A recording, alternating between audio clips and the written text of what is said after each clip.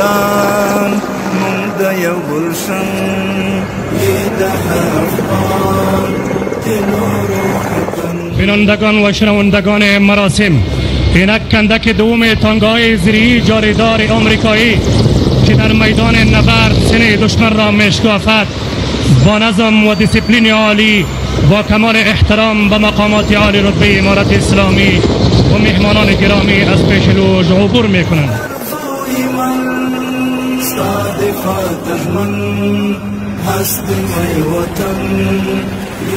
M15 یا چین لرونکي امریکایي ټانګونه د جګړې ډګر ته د پرسونل د انتقال پرمختللي ټانګونه دي چې د جګړې په ډګر کې ترې ګټه اخیستل کیږي.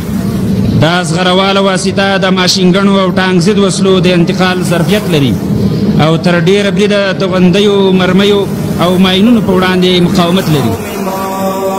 نعمتي خدا این میهنی ما مسکن و مدفن ده افغان دل و روح تن ستا دفاع تجمن هست می وطن ده افغان دل و روح تن. بینندگان محترم رجای نظامی، اکنون کندک اول تانگاهای زیری ضربتی نیروهای کماندوی کشور که در میدان محاربه سینه دشمن را میشکافد و رسم و نظم خاص در حال ادای احترام از مقابل لوژ عبور میکند. این وسایط در مقابل مواضع مستحکم و شکست ناپذیر دشمن استعمال میگردد. این وسایط زیری قابلیت دفاع